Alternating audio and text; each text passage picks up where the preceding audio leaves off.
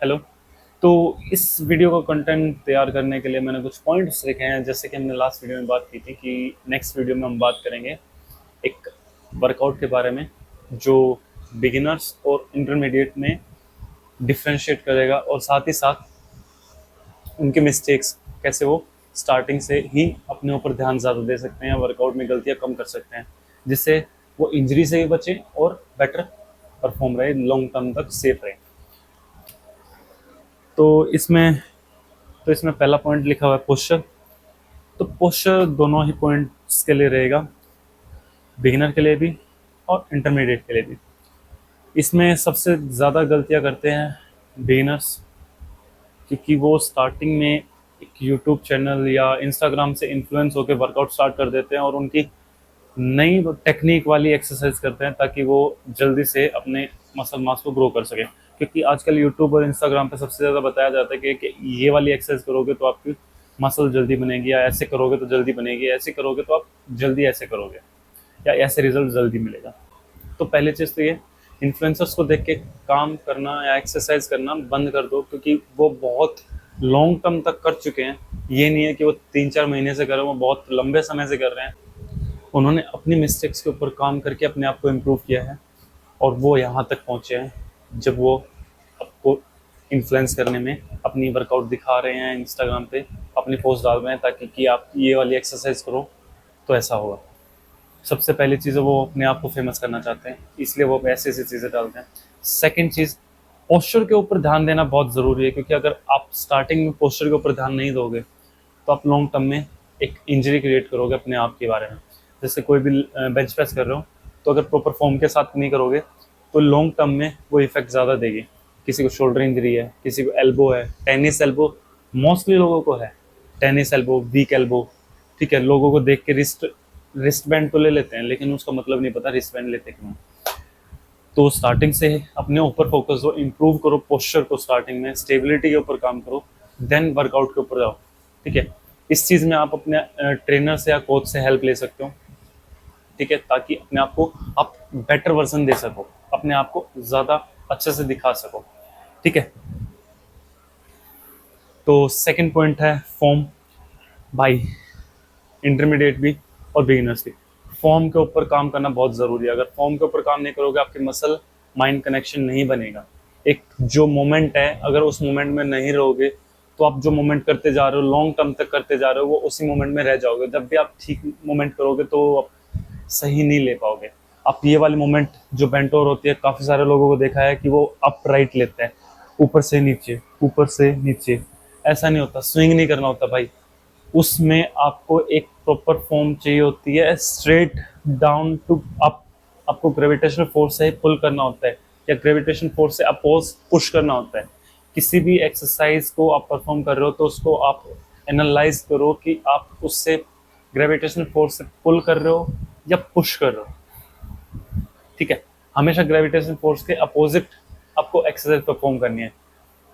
ठीक है, सेकंड चीज, अगर आप ग्रेविटेशन फोर्स में स्विंग कर रहे हो, बहुत सी एक्सरसाइज ऐसे हैं जिसके अंदर स्विंग होता है, जैसे लेटरल रेजेस हैं, या बात करो स्ट्रेट आर्म पुल डाउन है, उसमें आपके स्विंग होते हैं, लेकिन वहां पे आपका लेटरल रेज ग्राउंड से अप जा रहा है, आप पुश कर रहे हो अगेंस्ट द ग्रेविटी।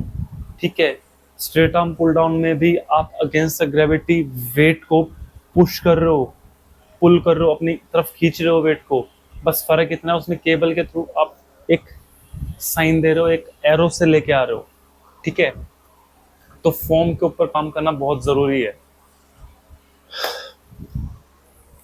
अगर आपको लगता है कि आप इस एक्सरसाइज में प्रॉपर फॉर्म नहीं परफॉर्म कर पा रहे हो, एक एक्चुअल फॉर्म, परफेक्ट फॉर्म नहीं ले पा रहे हो, तो आप जिस जगह पे आप वर्कआउट कर रहे हो उसमें अगर कोच है तो बेस्ट है, उससे हेल्प लो। अगर नहीं है तो किसी एल्डर से हेल्प लो जो आपको फिजिकली उस चीज़ को बता सके कि ये चीज़ ऐसे है। वर्चुअली कभी समझ नहीं पाओगे कि आप वर्चुअली में ऐसे है या वैसे है, आप कभी परफॉर्म अच्छा नहीं कर पाओगे।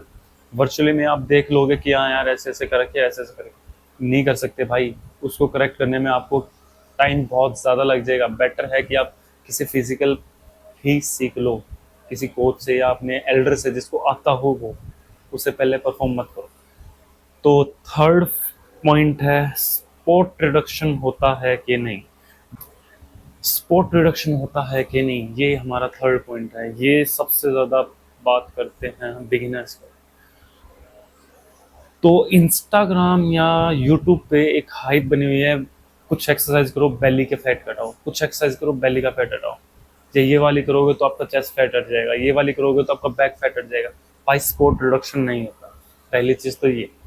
सेकेंड चीज़, अगर आप वर्कआउट कर रहे हो, वेट ट्रेनिंग कर रहे हो, रेजिस्टेंस ट्रेनिंग कर रहे हो, तो वहां पे क्या होगा, आप मसल्स को बार बार टोर अप कर रहे हो, ठीक है, जिसके थ्रू आप एक्स्ट्रा कैलोरी बर्न कर रहे हो। एक्स्ट्रा कैलोरी बर्न कर रहे हो तो वहां पे जो आपका बॉडी के अंदर फैट है, जिसको एक बर्न आउट होने के लिए एनर्जी चाहिए, वो आप एक्स्ट्रा बर्न कर रहे हो, तो वहां से आपकी बॉडी ऑटोमेटिक फैट से एनर्जी लेगी।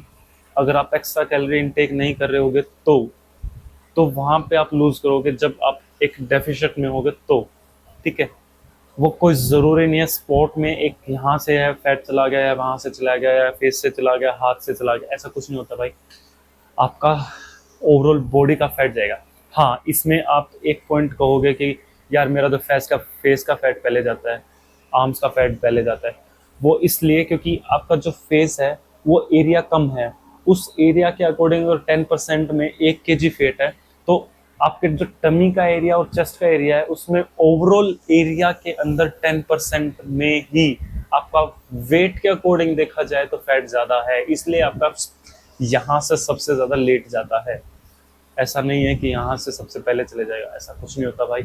एब्स की एक्सरसाइज करने से कोई फैट नहीं जाता, वहाँ पे आप एब्डोमेन मसल को ट्रेन कर रहे हो, रेक्टस को ट्रेन कर रहे हो। तो ओब्लिक्स करने से भी साइड का फैट नहीं जाता, ठीक है। जो आप ये करते रहते हो ना, इससे साइड फैट नहीं जाता भाई, ठीक है। देन हमारी बात आती है वर्कआउट प्लान। लास्ट पॉइंट, कौन सा वर्कआउट प्लान हमें करना चाहिए बिगिनर्स और इंटरमीडिएट। पहले बात करते हैं बिगिनर्स में। अगर आप बहुत टाइम के बाद ब्रेक लेके वापस स्टार्ट कर रहे हो, तो आप एक स्टार्टिंग में फुल बॉडी वर्कआउट स्टार्ट कर सकते हो, एक मिक्स में, जैसे upper body then lower then upper then lower cardio, upper lower cardio, upper lower cardio, ठीक है। या फिर पुश पुल लेग में आप ले सकते हो, जिसके अंदर आप लो वॉल्यूम पे रहो और साथ साथ कार्डियो करते रहो। उसमें क्या होगा, आपका एंडोरेंस बनेगा, स्ट्रेंथ बनेगी, ठीक है। सेकंड, इंटरमीडिएट की बात करते हैं। इंटरमीडिएट में लोग बहुत ज़्यादा वॉल्यूम में एक्सरसाइज करते हैं, बहुत ज़्यादा वॉल्यूम रखते हैं। भाई ज़्यादा वॉल्यूम रखने से कभी बॉडी जल्दी नहीं बनती। एक मॉडरेट वॉल्यूम रखनी पड़ेगी आपको अपनी बॉडी को टाइप के अकॉर्डिंग, ठीक है। ऐसा नहीं है कि आप इतनी एक्सरसाइज करोगे तो ही आपकी बॉडी जल्दी बनेगी, नहीं होता भाई ऐसा। आपको टाइम के हिसाब से ही आपकी बॉडी रिएक्ट करेगी। ऐसा नहीं है कि आपने आज 7 एक्सरसाइज कर ली तो आपकी बॉडी जल्दी बनेगी, नहीं भाई। आपकी बॉडी कैलोरीज आप भले ही ज़्यादा बर्न कर लो, लेकिन आपको वहाँ पे आपका इंटेक भी ज़्यादा करना पड़ेगा, क्योंकि आप बॉडी बना रहे हो, तोड़ नहीं रहे हो। अगर आप उसमें उतनी कैलोरी नहीं दोगे तो आपकी बॉडी अपने अंदर से खाएगी, बाहर से नहीं लेगी, ठीक है। तो ये हमारा आज का वीडियो था। इसी टॉपिक में धीरे धीरे और चीज़ें ऐड करते जाएंगे, जैसे जैसे वीडियोस आती जाएंगे उनमें आप बात करते रहोगे, ठीक है। उसमें आपको बताता रहूँगा चीज़ें कि ये वर्कआउट ऐसे है, ये वर्कआउट वैसे है। तो जैसे कि मैंने भी अपना वर्कआउट डाल रहा हूँ, तो उसमें आप देखोगे अभी तक मैंने 3 दिन का डाला है। एक दिन compound, then hypertrophy, then compound, then again अब दोबारा से हाइपरट्रोफी में आना है, देन अगेन कंपाउंड आएगा, देन अगेन हाइपरट्रोफी आएगा, ठीक है। ये वर्कआउट मैंने 6 दिन का प्लान बनाया हुआ है। तो उस वर्कआउट के अकॉर्डिंग भी आप देख के अपना बना सकते हो, लेकिन मैं सजेस्ट करूँगा कि आप अपनी बॉडी के टाइप के अकॉर्डिंग ही चलो। तो मिलते हैं नेक्स्ट वीडियो में, टाटा।